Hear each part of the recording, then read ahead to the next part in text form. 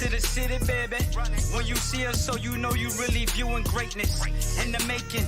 Double up on facts we stating. Podcasting, cruise control, city, state, the nation. So what you saying, what we saying, prime information. Facts, keys to the city, we unlocking the statements. Streaming every Friday. And ladies and gentlemen, we are back. Clovercrest Media presents Keys to the City with the Joseph McGuire. Joseph, how are you, buddy? I hope you're having a wonderful day.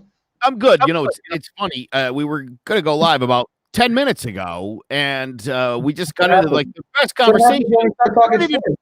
I'm not going to share any of it on the show today. I'm telling you. I told you, subscribers. They got to go subscribe to us pay-per-view. That's for pay-per-view. I'm telling you, I'm gonna get this set up where people will get a chance to hear the fighting argument rants that we have. I'm not gonna lie. Sometimes our pregame is better than our actual show. That's not good. Why would you say that? Well, because it's true. Because it's off script sometimes, and we just go at each other. Three guys. We're going right now, though. We're going right now. But we have to be more. I know we gotta be professional because we're in front of a million viewers. Trev can't go Trev. Joe can't go Trev. Trev. Can't Trev. Just doing that. All right.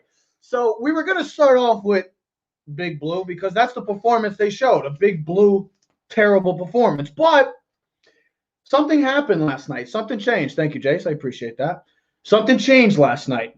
There was an instant classic on Monday Night Football between the Cleveland Browns and the Baltimore Ravens. And we've been talking about these two teams. And even last week, we started about real and fake. And this was a telling weekend for those real teams and those fake teams. And I think we got a pretty clear understanding of where those teams are.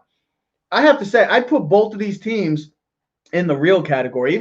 There's a difference between good losses and bad losses. Miami had a good loss, lost to Kansas City, but they fought their way back.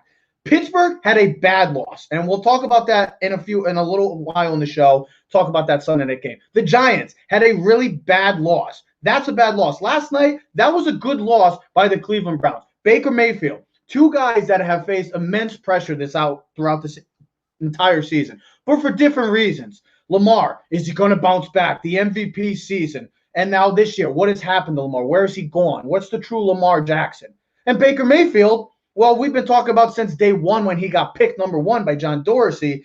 When you're the number one pick, you will always face pressure. But he's been dealing with pressure in the sense of, is he going to get a contract extension? Because you're coming up on that term for the Cleveland Browns. So they got to make a decision. Well, last night, both of these guys came to play, and it was an instant classic. The fans, the crowd was just everything you could have asked for from a Monday night game. Like I said, I wanted to start off with Big Blue because that was just a pitiful performance, but we want to bring positivity. And this year has given us so much negativity, but it is Christmas time. We want to give positivity. And last night, we had positivity. What a game by Lamar. What a game by Baker. Just an overall great AFC North classic. I tell you, I was worried, though, last night, not to go negative on this, but the field field last night.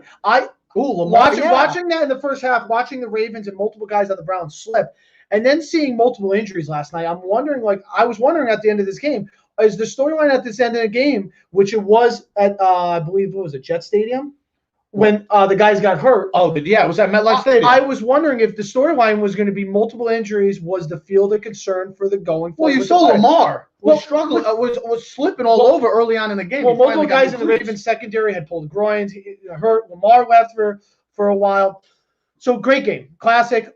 Everything you would want for the game. Lamar is Lamar. People have to start to understand Lamar is not going to throw the ball for 347 yards like Mahomes and everyone else does. That's not his game.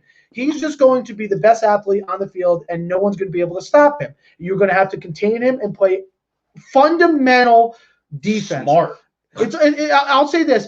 If you know anything about option football, everyone has an assignment. That defense end is going to close on the fullback. Linebacker is going to overscrape for the quarterback. Safety or cornerback is going to have the third guy, which is more likely the pitch man. That's what you have to play when you play the Ravens. You know, they have the three backs inside, and you know Lamar's going to run. Someone's got to take the blocking back. Someone's going to take the pitch man. Someone's got to take Lamar. Listen, there's nothing wrong with the game last night. I tweeted it out last night.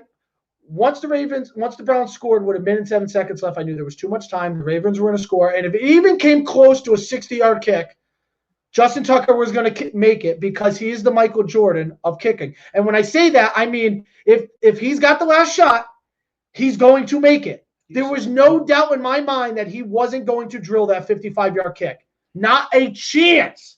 Not a chance in hell. I would have bet everything in the world on that he was going to make that kick, because that is the faith that I have in Justin Tucker, and the Ravens should too, because the guy is clutch, man. Listen, if anything we've noticed over the football this weekend, we watched Greg Zuerlein miss 3 kicks in an extra point last week. We've seen it but the whole year it's been like that, man. I've watched Gostkowski miss kicks and blow money for me. I've watched the game the other day against Tampa Bay and the Vikings. Sorry, Dan Bailey. Wonder why Dallas cut your rear end years ago. Missed 3 field goals and extra point. That's why the Vikings had no chance to beat Tampa Bay. To have a clutch kicker, and we know this as a Giant fan, when you know your guy can put it right down the middle 10 out of 10 times, not 9 out of 10, 10 out of 10 times, that's huge. Classic game, everything you want for. Baker, to me, proved that he is legit. And he can play. That's what I wanted to see. When the Ravens came back and they were up 14, and the Browns came back, and then Baker had that fight. It reminded me of the Oklahoma game against Ohio State. A couple years back in college. It really got Baker into that number 1 consideration in the Heisman that year. He looked the part. Joe, if you watch that first throw down the sidelines, and you said you missed the end of the game, when he hit Donovan Peoples-Jones along the sideline, the throw was with confidence, accuracy, fire. The ball was a tight spiral. I'm like, this guy's he's on right now. Joe, so you're not going to let me finish? Oh, I didn't know. I just thought the Browns, their game is running, right? We know that. There was 9 total rushing touchdowns last night. Yeah, tied the NFL record. It's 1922 one last time, and one guy had 9 touchdowns. Racine versus Louisville. But to see Baker Mayfield be the reason why the Browns didn't lose was a confidence builder for me and the Browns going forward. It showed to me that he can not be their weakest link. Joe, did last night's game change your view on either one of these quarterbacks? And if so, which one would you have said? Because we've talked a lot about these guys throughout this entire season. Yeah. I don't want to be negative, but I'm just you both start off with the word negative. My God, you guys are killing me. You start negative, you finish positive. Well, better be my problem with Baker Mayfield is the inconsistency. That some throws he's like Robin Hood and he's like, shooting the arrow through the arrow, and other times it's like Stevie Wonder playing darts. Watch out. That's the, you know what I mean? I mean, look, and Trevor gets mad when I say this, and he's like, well, everybody misses throws. I mean, dude, there's days where you're like, has he ever played football before? And there's days where you're like, that's why he was the number 1 pick. That's why he was not like a Heisman. I mean, you see it and then you don't. And I hate that. The inconsistency kills me. You see streaks of greatness it didn't surprise me he lost a big game. I wasn't counting on Baker doing so. On the other hand, regular season heroics from Lamar Jackson paint me surprised. When we've ever seen that before. This was exactly how a little more high scoring. Congratulations on an NFL record 9 combined rushing touchdowns. That was pretty dope. Joe, how about this? This is the first ever. Neither team made me think. 42. Sorry to cut you off, but I wanted. Neither team made me think that like I'm looking at a Super Bowl contender in any way, shape, or form. Really? Baltimore could be dangerous because I kind of said it with the Cardinals early on when they were 6-3 and they seemed like they were going in the right direction because of Kyler's legs. I always thought that was the greatest X factor. You can see Lamar Jackson. He's just a different human being when he gets out into space. When he's just doing what he does with Lamar, that's what made Lamar the MVP. Well, okay. Tommy D. He always picks the D. He's Tommy D. He's a big guy. You heard it here first. Hey, we could only hope. Joe, you're going to see him. He puts on the Giant helmet on Sundays. He does like the live. Tommy D, we can only hope that the Giants come in and beat the Browns. He might have Jace run for his money on. But here's my thing about Lamar. When Lamar gets the ball, when Lamar is able to do what Lamar has done best throughout his whole football career, which he started in high school and college and pros, winning an MVP last year, there's nobody like him. And I know everybody wants to say, well, he's not Mahomes and stuff. I get that. Nobody's Mahomes, but nobody's Lamar Jackson either. You can't give me another player like Michael Vick. No, Lamar's more explosive. Can I make a bigger point for you, Trevor? I mean, listen, when it comes to regular season, where it's about winning games, I don't know that there's a single weapon in the NFL who's got more ability to make a team win games than Lamar Jackson. Totally agree. I mean, his record is 26 and now 27-7 since becoming a full-time starter. It's only Dan Marino, Patrick Mahomes, and someone else I forgot, but he's in good company. So everybody I'm a big believer in both these quarterbacks. I love Baker Mayfield just because I know he comes off as not your typical franchise quarterback. But you know what? I like his little cockiness, chip on his shoulder attitude. And I love Lamar Jackson. I just love what he can do anytime he has the ball in his hands. He made throws when he needed to, and that was a big thing. A big thing about Baker that we've talked about is inconsistency. He delivered when they needed him to. Lamar delivered. Yes, he did. He delivered with throws. The defense. I just want to point out that Baker, at his best, doing what he does, they lost. But no, he wasn't the reason. It wasn't the problem. He wasn't the problem. No. Listen, don't read into my statement. My point is that when Baker's playing at his best, it's because they're in a shootout. Mm-hmm. Well, here's the thing. I thought I expected better from the defense. The game plan was never going to be, well, let's go out there and see if Baker can go for 350, 400. Nobody wanted to do that. Well, I mean, that's what ended up happening. And again, Baker could have just as easily yesterday missed every single throw. And it would have been 47-14. Like the first game. We'd be having a whole different conversation. Yeah. You got lucky that this was one of those games where he put it all together. It's just inconsistent that it makes it hard to put them at the next level, just like it was last year. I will say this, though. So we talked about last week, we talked about how we've been doing a lot of this, but the Browns-Giants, right? And we were talking about confidence builder and building off the game. So we saw an outstanding game for Baker Mayfield last week against the Titans. We're like, all right, that's outstanding. And we talked about it on the show, I believe, whenever. It doesn't even matter. We talk, how are they going to perform against the Ravens? Because, okay, it's like the Giant game, in which we'll talk about. Can you build off of that win and can you play? I didn't see a downgrade in Baker. I didn't see a guy that dropped off. I saw a guy, if anything, brought up his level up because the Ravens have a much better defense than the Titans. Look it up. It's not even close. Ravens defense is top 3. Titans defense is one of the worst defenses in the league. They're worse on third down deficiency and everything else, stopping the run, pass. They don't have the same type of guys that Baltimore has on defense. So for him to put up 42 points, not only once but twice when they were down by 14-plus points, to come back, showed me a lot. And then, Joe, to see Lamar come back out of the tunnel and with the cramps after Trace McSorley gets hurt, he throws the touchdown pass, and you're like, and they get the 2-point conversion. The first thing you're thinking is, oh, no, here we go. Because I'm trying to relate it as a Giant fan. You're like, oh, no, here we go again. So if you're not saying, oh, no, you're saying, oh, something else.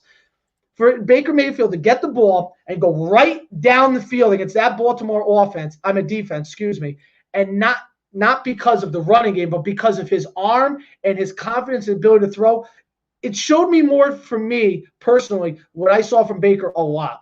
It showed me that this guy can be the reason why the Browns can win playoff games. It won't just be because of their running game. And if he can continue to build off of this, he's got another huge game on Sunday Night Football this week against the Giants. And we talk about the Giants team. The Giants defense, another spotlight game. Giants defense is really good secondary. If the Browns are going to beat the Giants, it's not going to be just because of their running game. It's going to be because Baker Mayfield outplayed the Giants defense because of his arm. That's the reason why they could be a Super Bowl caliber team. Last night, Joe, if you watch it though, Browns secondary, very poor last night, weak. And I didn't like, they blitzed on 4th and 10 when they had Lamar, when he came back out of the tunnel. No. And I said to Trevor this morning, I said, if you're going to blitz Lamar, right, I'm going to bring this back to the old man. If you guys all remember the old man game, he used to have a dime coverage, and he used to have the double corner blitz. Why wouldn't you send the blitz from the outside and keep Lamar in the pocket and contain, instead of blitzing up the middle? The worst thing you want to do is keep getting him out into space. Where his best ability is to be outside the tackle box and throw, because when he started running, he's going to run for the first down. And what does everyone do? Is your eyes automatically go to the quarterback because you see run, and then the wide receiver slips away. Happened later on a 3rd and 10 when Mark Andrews slipped up behind the secondary because everyone's looking at Lamar running, and he throws the ball deep. It happens all the time. It's just the nature of the ball game. It just proved to me overall, to finish this whole thing, that both quarterbacks, we can't doubt them. We can't. We always want to doubt Lamar because it's like, he's not as good as last year. Okay, not everyone is good as the previous year. I mean, just because Mickey Mantle had the Triple Crown, what, is he supposed to be better next year? I mean, it's really hard to play at that level every year. Not every guy can surpass his following great year. Gary Sanchez hasn't played as great as his rookie season. I had to throw that in there. Sorry, Joe. We don't judge guys on that. I love it. It's exactly. a good argument. It's just, right. Seems so long ago. We have an expectation as fans that every guy that you're just supposed to give it better and better and better. And they're like, but where does it end? Because sometimes there's a drop off. There's injuries. The Ravens have lost both their linemen this year. Ronnie Stanley and the other tackle, and they had a guy retire. I believe he was Marshall Yanda. So that's a big loss. He's a Hall of Famer. Okay, they have dealt with multiple COVID things going on during the season. They have injuries in the secondary. And here's the other thing. Like anything else, like the Wildcat offense, eventually teams understand and can scheme against your offense. You catch teams off the guard. Ravens caught teams off. Catch them off guard. Catch them off guard last year. So last night, an excellent game, a hell of a fun game to watch as an NFL fan. And we saw a lot. We got to see a lot of telling signs from both the Browns and the Ravens. Both two teams that, yes, one of them lost, one of them won, but both seem like winners because it's a good loss for the Cleveland Browns. They can feed off of that. We'll see. Let's shift over, like I said, to now the negative, the bad losses, because we're going to talk about two teams in back-to-back. Jeez. What is that? I'm just pretending I forgot Marshall Yanda. Yeah, what the hell, Ted? Marshall Yanda is a Hall of Famer. Get your crap together. So let's start off. Wait, real quick. I see it as Baker not winning a big game when he's playing his best, and I see Lamar doing what Lamar does in the regular season, and I'm excited for that. But again, for me, next round, I mean playoffs, I'm not inspired to think that these two teams are going to be bringing their A game. I'll put it this way: if the Browns had more time, I feel like Baker would have came right down the field and tied it again. I was rooting for overtime because I mean, the way the game was going, which you didn't have that same expectation at the beginning of the game, was whoever had the ball last or whoever had last at bats was going to win, and that's really what it came down to. The Ravens had the ball late in their hands. And I knew it, and I said it before, and I'll repeat it again. When the Browns scored with 1 minute and 7 seconds left with Kareem Hunt's pass, I'm like, I'm like, what is going to happen now? Because thank you, Kareem Hunt, because now I'm in the fantasy playoffs. Who gives a crap? I made it in our league. I just knew that I made it because Kareem got a final touchdown in the final. My God, I wasn't going to. Did you have any doubt in the mind when the Browns scored that the Ravens weren't going to score a field goal? No, because I knew Lamar was starting the first two plays. I knew Lamar was the way that defense was trying. I couldn't find ways to stop Lamar. I figured it was going to come right down to a Justin Tucker field goal. And Lamar was starting to warm up. He was making his throws. He was doing what Lamar does best. And that's what happens. So an excellent game, a fun Monday night game. It was an epic Monday night game for all those offensive fans that love. But now we have to move over to the bad. Should we say the ugly? I mean, this was good, but then you got to go bad and ugly. I think we should almost put the ugly with the New York Giants because that's what happened this past Sunday. My goodness.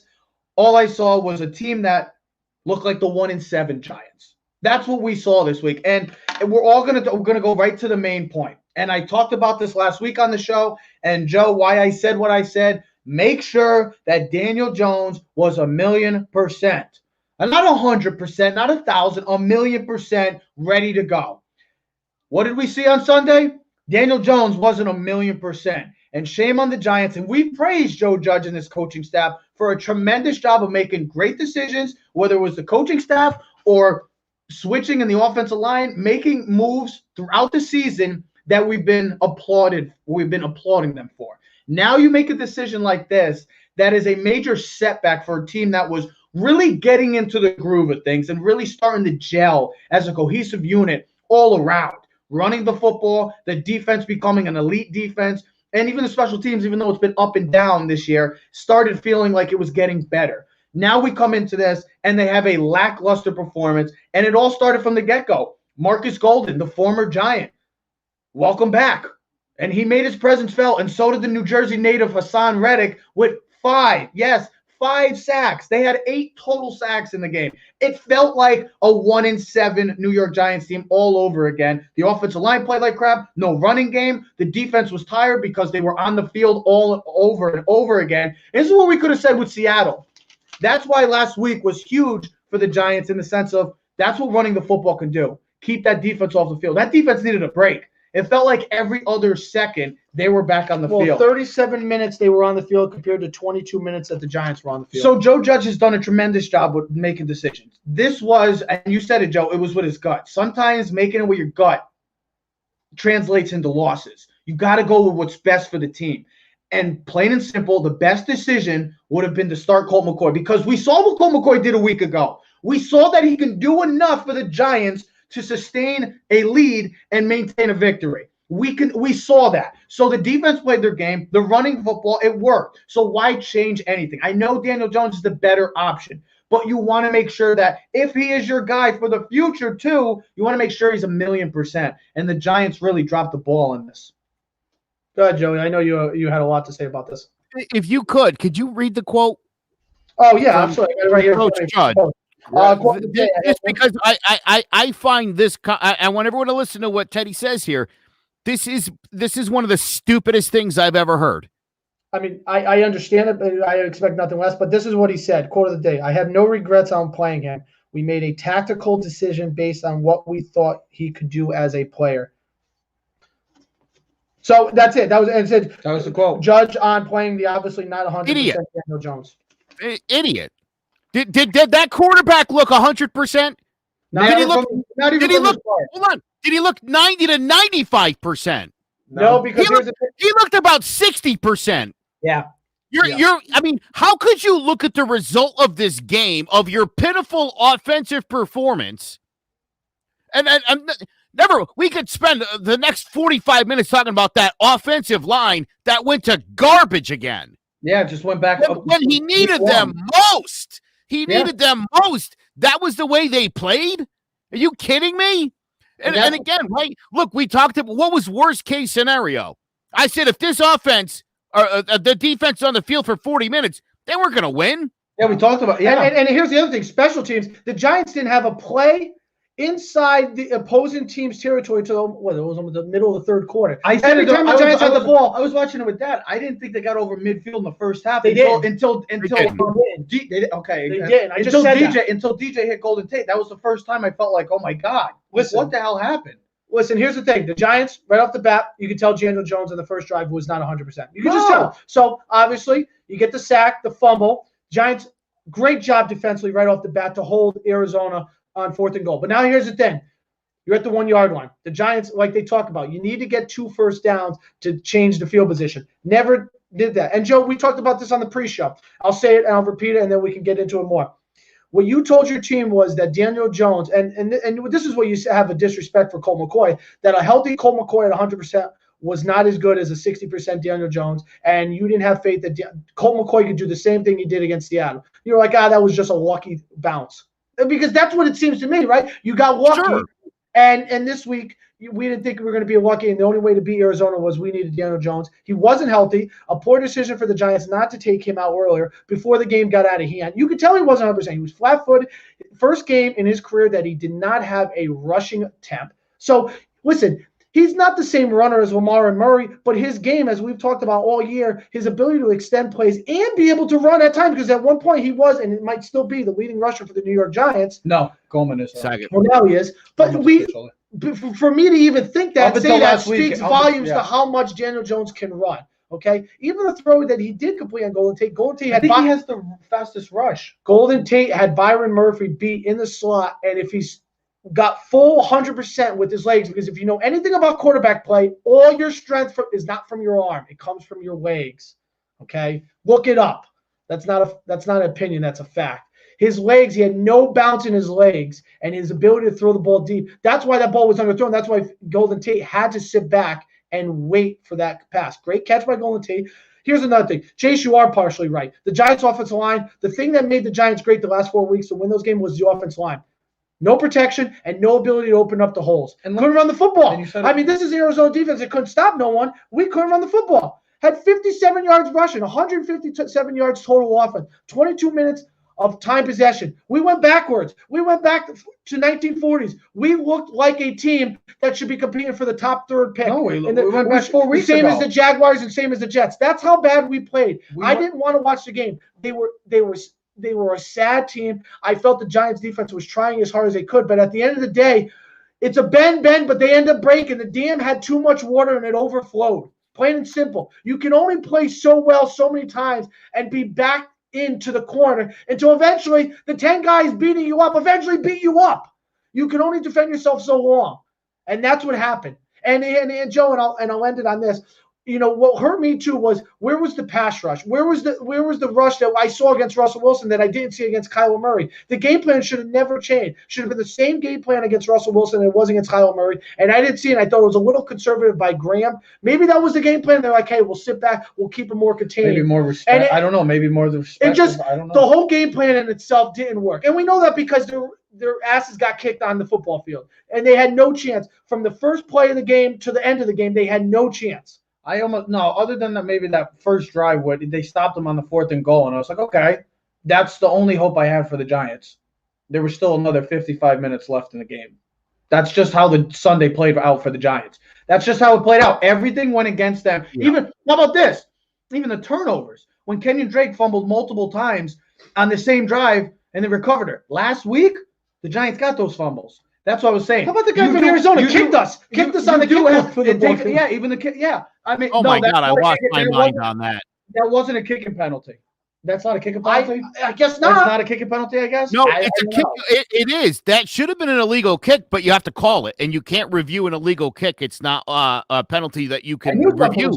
The other thing is even if it wasn't an illegal kick, to put your foot out in order to tackle a player is that's tripping. That's tripping. Now, also 2 penalties literally on the same play, resulting in a turnover. So I had never seen anything like that.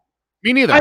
I couldn't believe it, but I know that I knew it wasn't right. I knew he couldn't do that. I know it wasn't intentional, but that's in the rule book too. If I'm not mistaken, your intentions don't matter. You putting your foot on the ball, and again, you sticking your foot out to take somebody down. Those are both things that are penalized. Now, you kind of hit it, both you guys.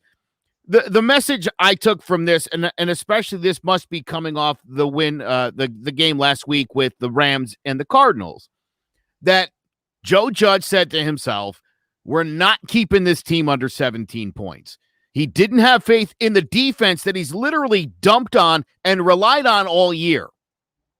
And then for them to play the defense that they did and to sort of absorb that, I mean, literally, you couldn't have played any more into Arizona's hands with the way that you played both sides of the ball, let alone this garbage special teams that we've had the last 3 weeks. I don't know if he's gotten so focused on talking to the media because they're on a winning streak and he maybe forgot to start coaching those guys again, but special teams has been a joke.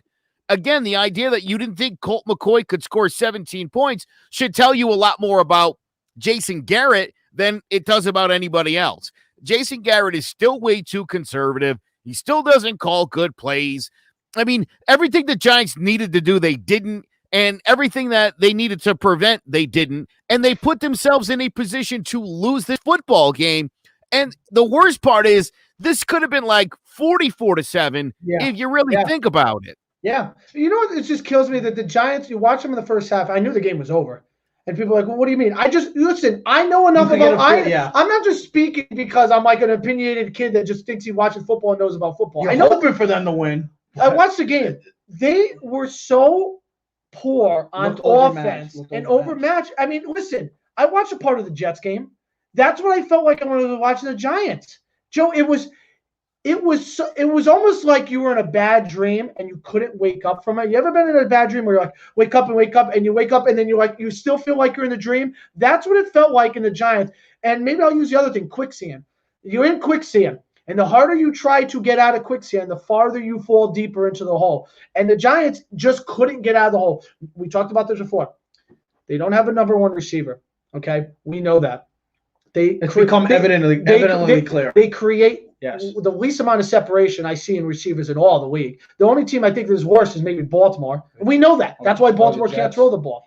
Thank God for Daniel Jones having the ability to throw the ball much better than Lamar, accuracy-wise. Evan Ingram, non-existent this weekend. Don't know why. Don't understand. We know what type of playmaker he can be for this team. That's why I question some of these things. And that's why, Joe, you told me last week why I'm so hard on the Giants. You're like, I need to prove it to me before I can jump on the bandwagon. And I'm a true Giant fan through and through. You turn around this camera, look at all the damn Giants collectibles and things I have. Giant fan forever and always will be and never regrets.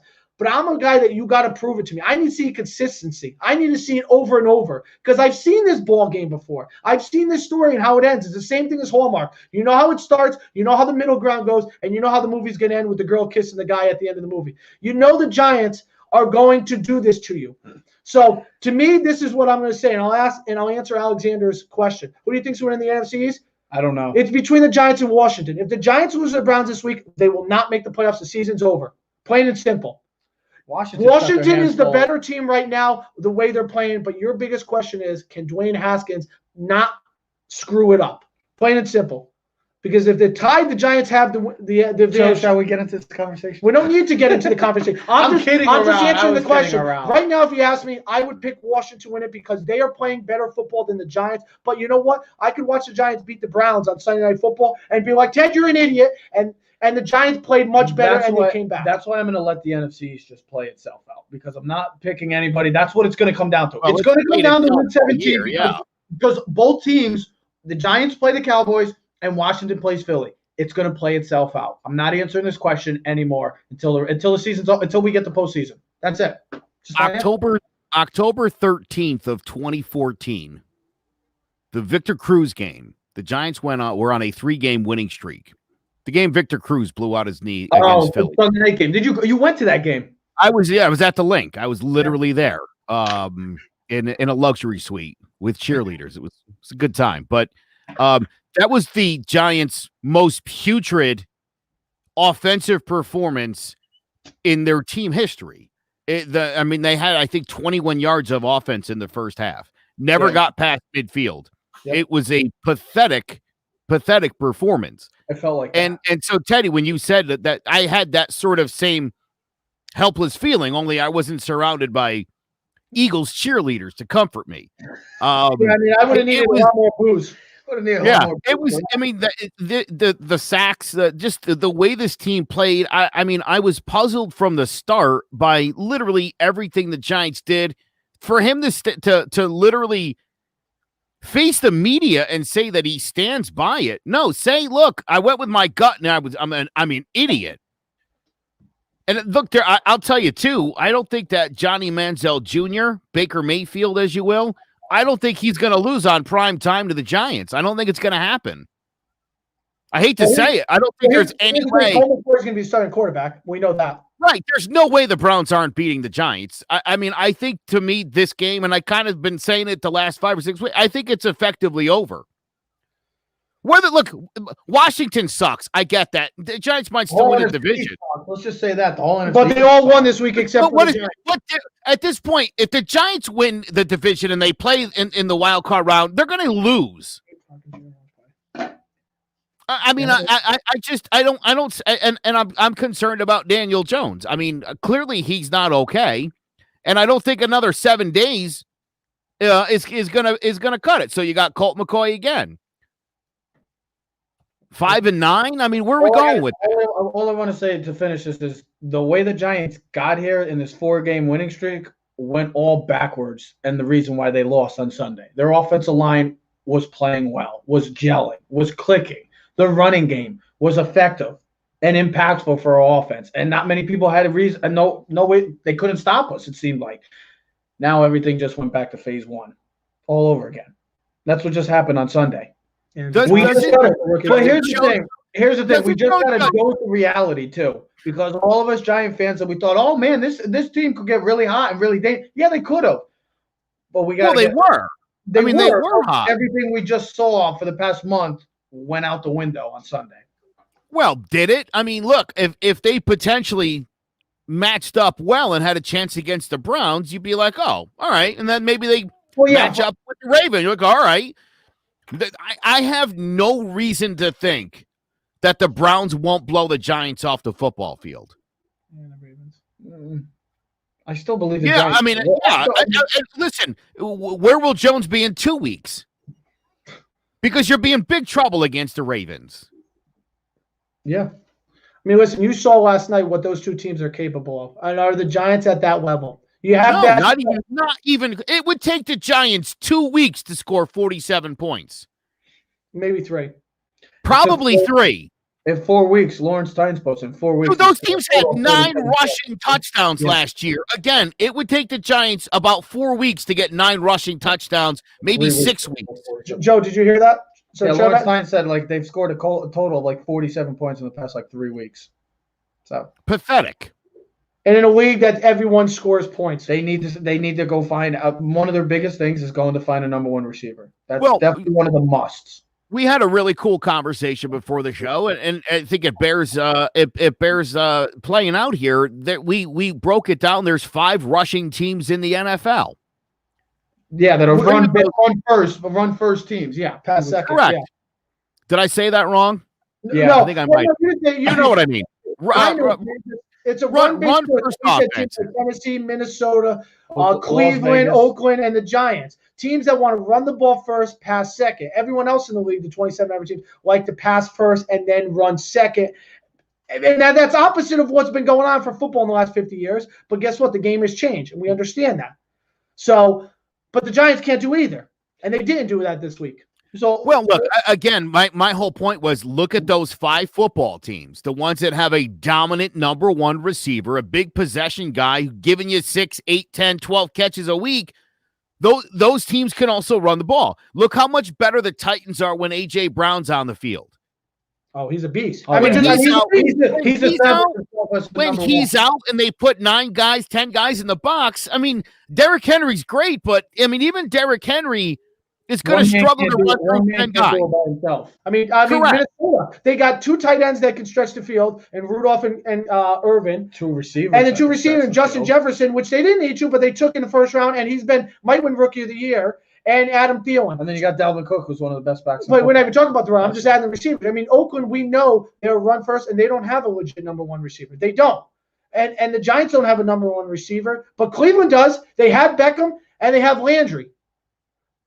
So and Donovan Peoples-Jones, sleeper. The thing is, they got big physical young receiver from Michigan, and we're seeing it because look at Baker Mayfield's numbers since week 11. They have been top notch.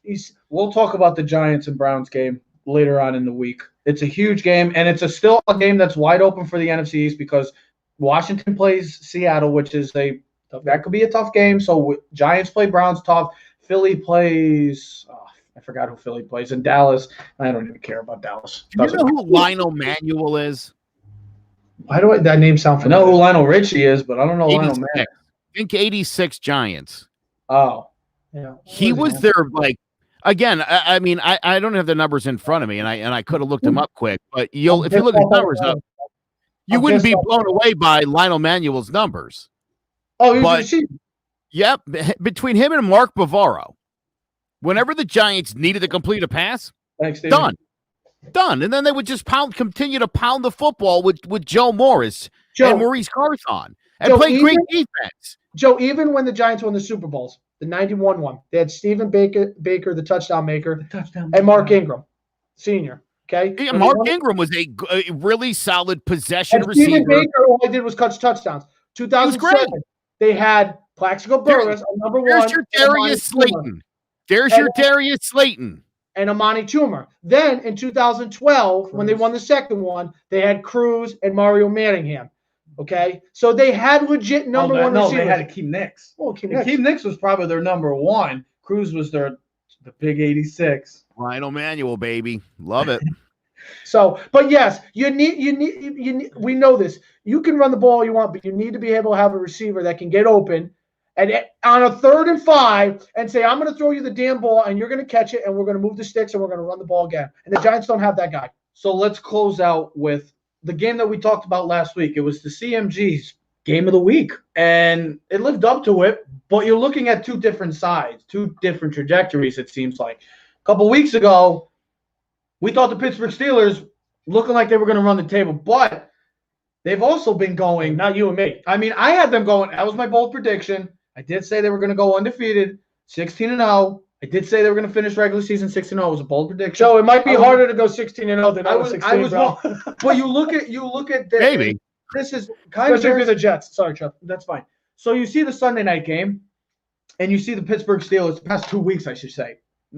I'm sorry. It just continuously shows that if you're going to throw the ball 50 times with no running game, they're not going to be successful. And you saw Buffalo, even the Buffalo Bills, they don't have a great running game, but they have a quarterback in Josh Allen who's really starting to figure out his game. And that's a scary thing for the rest of the AFC, even Patrick Mahomes and the Chiefs, because Josh Allen is maybe, other than Aaron Rodgers and Patrick Mahomes, maybe the most talented quarterback in the NFL. He has all the tools. But then you look at Pittsburgh, this team is just falling backwards. They just fall flat on their backs. It's amazing how, I know they've dealt with injuries, but if you can't run the football and you're going to have a 37-year-old age quarterback in Big Ben who can't move and throw the ball 50 times, you're not winning. Well, you're just not going to win, and it showed again. And everybody was right. Pittsburgh continuously shows why they might be one of the most overrated 11-2 teams in the history of the NFL. Because it's just, and that's what I said to you yesterday. The Pittsburgh Steelers better start figuring out a way to start scoping out for their future quarterback, because I didn't even have them. I'm so Rob's a Steelers fan. Well, that's why I took him. That's why it's called a bold prediction. They got to start figuring out a quarterback situation, because they don't have one. And Big Ben is going to retire, whether you like it or not, Steeler fans. He's going to retire within the next year or two. And the reason they keep winning, which you're not going to get any good, maybe you find some kind of gem.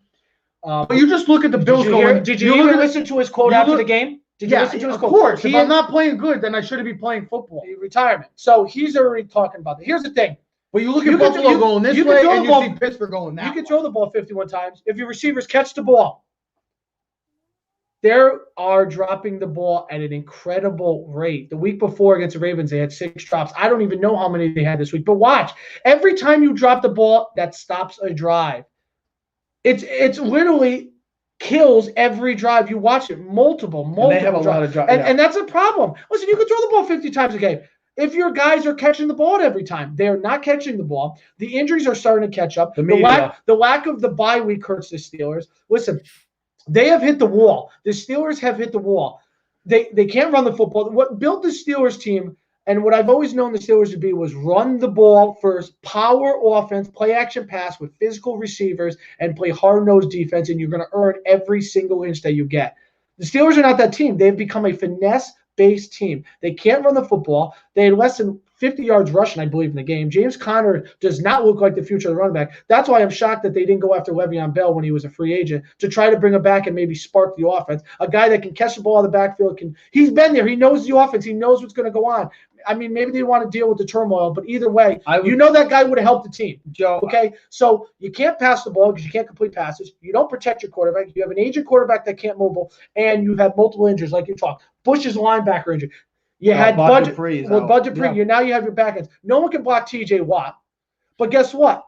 If you can now focus on one guy instead of 2 or 3, the only thing that's made Pittsburgh play as well as they lead the league in turnovers. Joe, was this game more about the Buffalo Bills to you, or was it the Pittsburgh Steelers? Well, first of all, I'm going to attack Rob, my co-host, on I'll piss you off shortly. First and foremost, listen. You're going to piss him off even before? One team in history's gone undefeated. Yeah, Miami Dolphins. Five teams have gone winless in NFL history. Only 2 of them have ever gone 0-16. Again, just based on probability and the law of averages and the fact that these are all professional football teams, you're going to win a game or 2 and you're going to lose a game or 2. Mm-hmm. I think what it comes down to, right, I think that's why we look at the losses. What was the loss like? That's why I don't a 47-43 loss by Cleveland. I don't think that's a good loss because, again, Cleveland's not going to score 47 points against a good team. And they gave up 47 to a good team. So that's problematic going forward. That's how I see it. For me, this game, I mean, the fact that the Bills still have a defense that can handle a guy like Allen, I think that's important.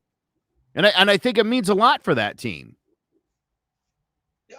Listen, for me, this was a proving game for me, the Bills. You know, everything I talk about with the Giants, like, okay, you got a big win. Can you do it again?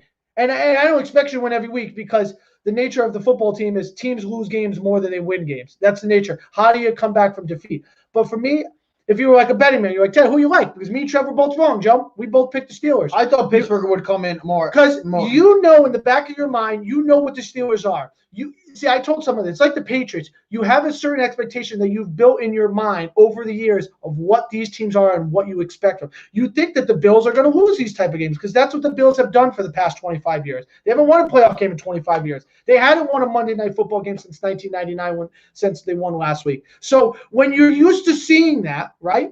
Your expectation is, hey, listen, the Steelers win these big games. They come back from a loss, and they know how to defend their ground.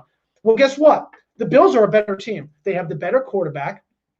And as good as the Steelers' defense is, it couldn't overcome the lack of offense and how well Josh Allen can play. I mean, are Pittsburgh Steelers fans, honest to God, the biggest babies on the planet? No, listen, has anybody here suggested the Steelers can't win the Super Bowl? No, but they were listen, for the first 10 games, they look really good. Yeah, of course, because they were healthy and they were able, and they also were beating up right. So, but no, the question we're getting posed with is what, the narrative. Well, the narrative was you had a really good football team on a great run, dealing with some injuries, dealing with some other issues. The whole idea is, can the team persevere? Because what's the postseason? That's where your back's against the wall. No room for error. One mistake, your season's over. So, no, nobody said that. Nobody said anything about the Steelers. It's okay. I've been a bigger believer that probably these two are with the Pittsburgh Steelers this year. Look, I know there's a few Steelers fans watching. Take a deep breath. Your team's fine. They look, second easiest schedule in the league. That's fine. I'm not worried about that. Again, it doesn't. Who you beat and how you beat them and by what score is completely irrelevant in sports. This idea that the quarterback's got to go for 350 or the running back's got to run for 120 doesn't matter. You have to win the game. Your team has to score more points than the other. If that means you kick 9 field goals and score 27, great. 4 touchdowns, 20, great. You got to win the game. Here's my thing. I've been very high in the Pittsburgh Steelers throughout this entire season. More so and more so than both of these. Steelers.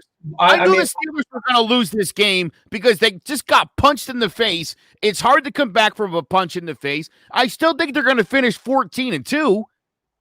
I still think they're going to be a force to be reckoned with. Here's my thing about I never thought they were going to go undefeated because, let's be honest, to go undefeated, to be the 72 Dolphins or to be the Patriots that got so close, you got to play right on all three phases of the game. You have to be perfect. You have to be able to. Don't forget that those Dolphins, they won with a backup quarterback. Yeah, Greasy got hurt. Mm-hmm. I mean, a backup quarterback. I mean, can you think of anything better than having a star quarterback get hurt on an undefeated team and the backup's like, I got this. We got depth. We got coaching. We got a defense. We got special teams. That's how you're able to. The Giants, when they lost Saquon Barkley, easily could have just gone 1-15, and everybody would have been like, that's fine. We could be fine with that. Well, we'll go draft Trevor Lawrence and get this bum Jones out of town. Great. But that's not how it works. And again, that's why I look at losses. A good loss, I don't think this is a bad loss for the Steelers. It's not a bad loss. Sloppy. It was sloppy. And look, this is not the recipe to win. Joe, this is not the recipe they need to win. But it is a telling loss because now we've seen 2 games in a row that they've been exposed. Where they've been exposed, and there's a leak in the faucet. And here's the thing: they still have to. But that's to assume that Mike Tomlin's not aware of this. No, I know. Mike Tomlin's a good enough coach, and Ben Roethlisberger's a good a quarterback. But Joe, he can't. They needed to be exposed. But he can't fix the drops because it's not something that's a mental game within the receiver. You could fix drops. I know you could. It's called laps. It's called suicides. You'll work that shit out. Joe, I know you will. Joe, if you heard his quote last week, he said, if we don't start catching, certain guys don't start catching the ball, they won't be on the field. That's exactly what he said last week, and they dropped more balls. So here's the other thing before you get into this. Yeah, no, I mean, what are we playing, Madden? Nobody goes. My point is, nobody goes 16-0. Here's the other thing: they're going to play the Colts, and they still have to play the Browns, and those are going to be very telling games because those teams are going to be in the playoffs. Okay, so it's gonna be. Here's the thing, and I don't think we're arguing. Here's the thing. I think we're agreeing in a different way or something. This is like a text message when you say like something ha, and someone takes it the wrong way because it doesn't entail the voice and how it comes off. What I am going to say to you is this, and I was going to take it from Trev, but I'll let Trev finish the show. We see this every year in football, okay? We see a team 7-0, 8-0, 9-0, and we're like, they're great, and we're all jumping on the bandwagon. And then they start to lose game and falter. This is no different than the Patriots last year and other teams that we've seen where like, hey, they're really good, they're 10-0. And then we really find out that they lose in the first round of the playoffs. You're like, maybe they really weren't that good.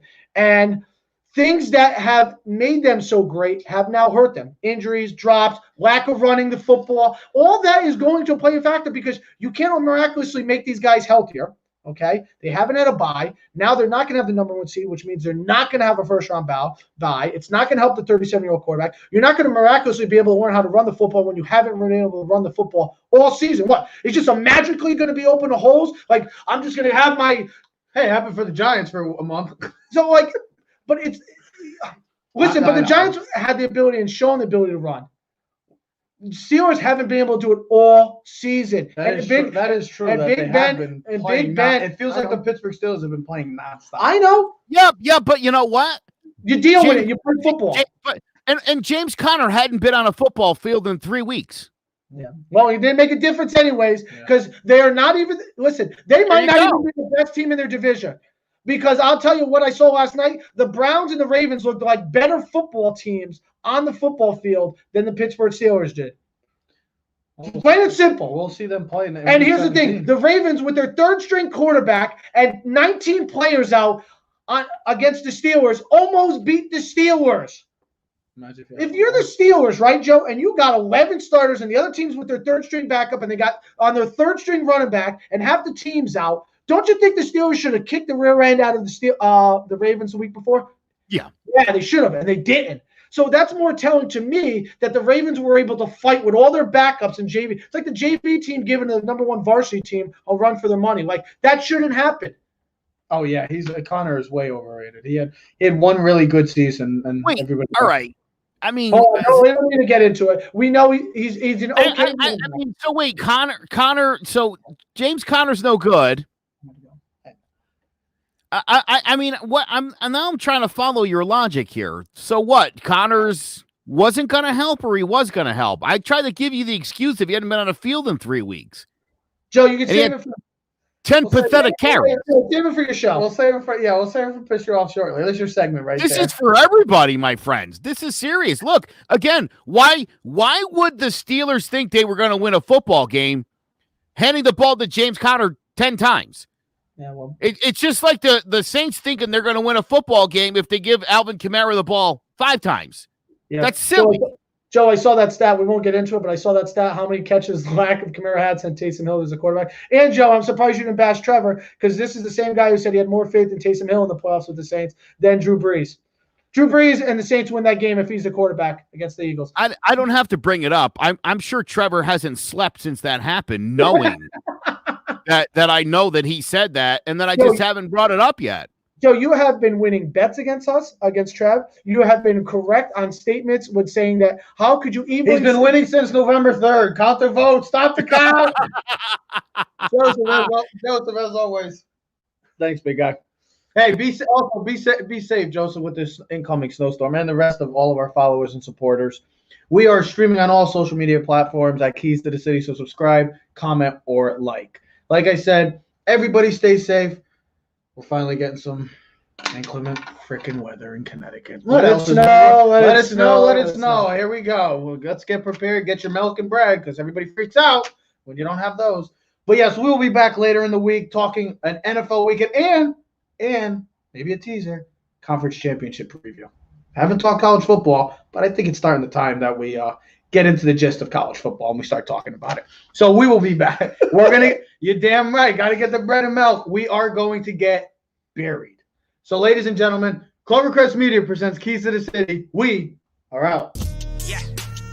Keys to the city, baby. When you see us, so you know you really viewing greatness in the making. Double up on facts we stating. Podcasting, cruise control, city, state, the nation. So what you saying? And what we saying, prime information. Facts, keys to the city, we're unlocking the statements. Stream